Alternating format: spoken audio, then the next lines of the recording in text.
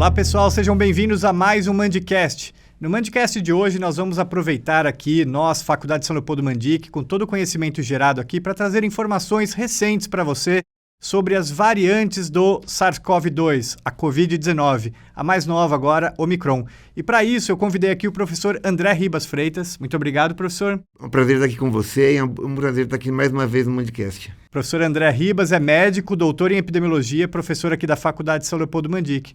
Professor, então, até hoje, estamos gravando esse programa, hoje, dia 15 de dezembro de 2021. Quais são as informações que nós temos sobre essa nova variante, a Omicron?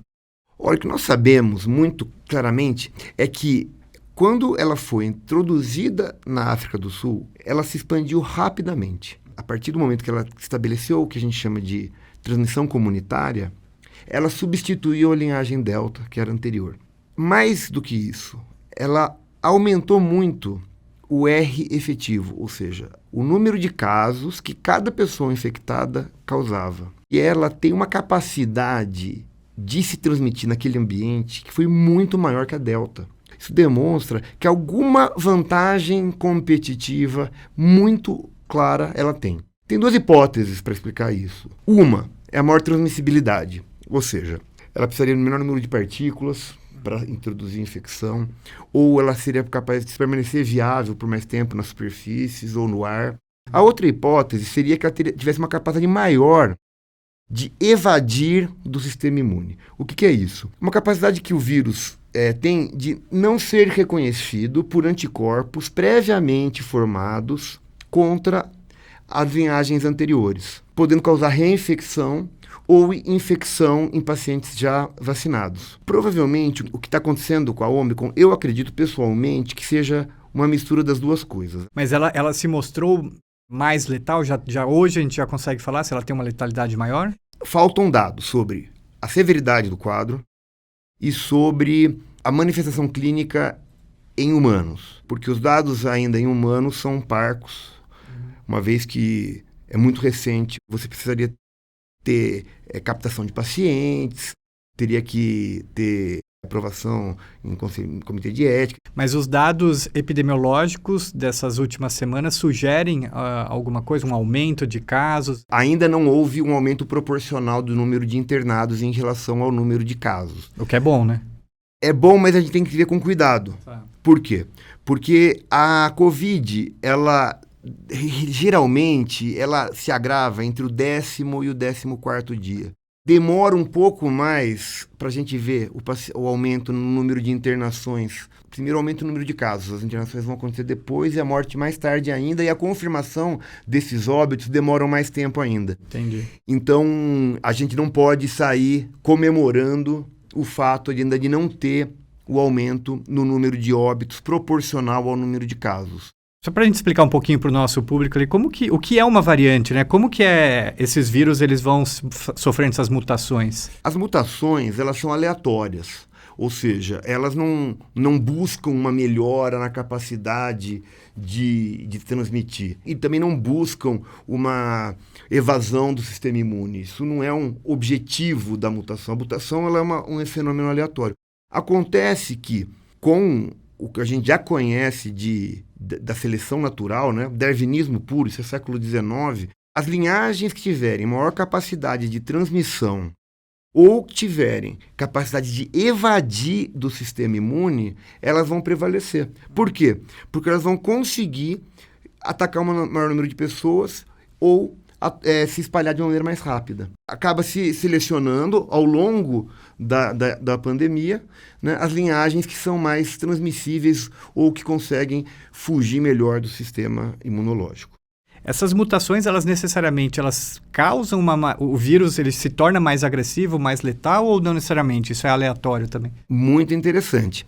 A gente viu aqui no Brasil um fenômeno que foi terrível, né? Com a emergência da linhagem gama, ela tinha um conjunto de mutações justamente na proteína spike. Proteína spike são aquelas proteínas que recobrem o vírus por fora e dão o nome coroa, né? E são as proteínas que fazem o acoplamento na célula hospedeira, né? Que vão se acoplar no receptor que chama ACE2. também é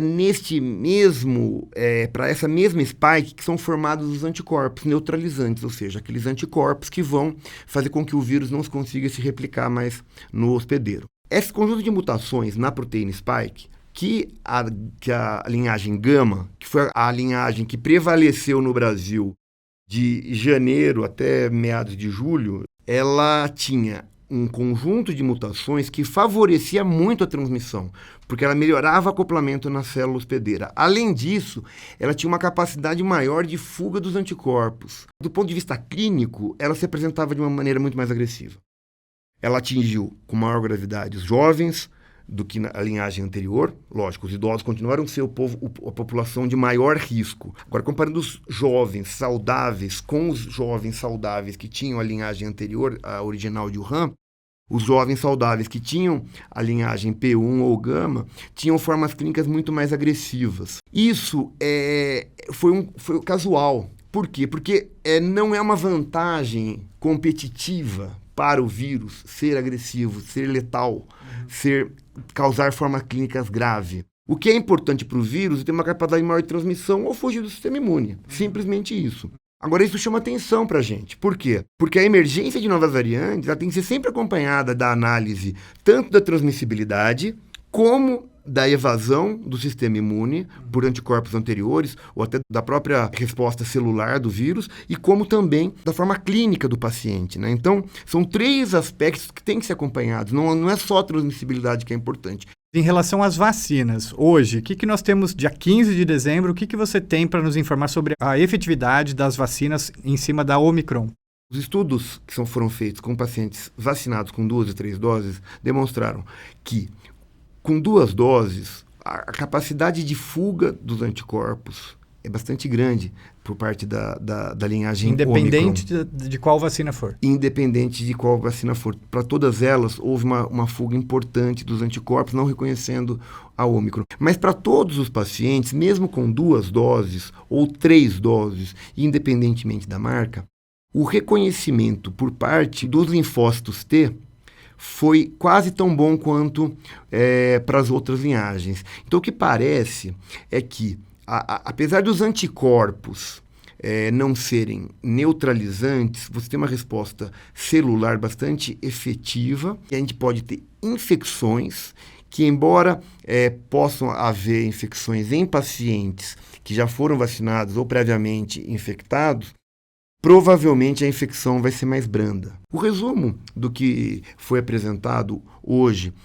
para a Organização Mundial de Saúde é que a 3ª dose ela vai ser necessária para toda a população, tá certo? Provavelmente a gente vai ter algum nível de piora no sentido de número de casos, mas que as formas clínicas devem ser mais brandas. Não se tem dados clínicos ainda, mas isso são as conclusões retiradas dos estudos in vitro. Foi falado nessa palestra da OMS se a mistura de vacinas é importante ou seguir com a mesma dose. Quem tomou 2 de Pfizer, tomar uma 3ª de Pfizer ou mudar a marca?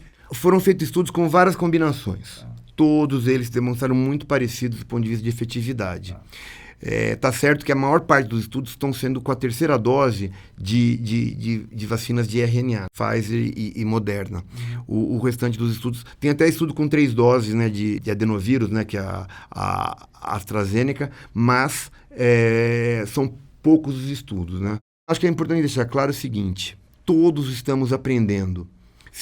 São 2 doses e acabou não funcionando. Não é que não acabou não funcionando. Funcionou para as linhagens anteriores, vai precisar mais uma 3ª dose e está sendo dada e está sendo efetiva. Então, professor André, muito obrigado mais uma vez por você estar aqui com a gente, disponibilizando os dados mais recentes. Até hoje saiu dados da Organização Mundial de Saúde, que o professor André trouxe aqui para a gente, sobre a importância das vacinas e agora aí nesse espectro da Omicron para você que assiste o nosso Mandcast com frequência. Muito obrigado, professor. Obrigado a você, é um prazer estar aqui com você e com os ouvintes da Mandcast. Deixa um like para nós e se inscreva no canal do YouTube da Faculdade São Leopoldo Mandic. Um abraço!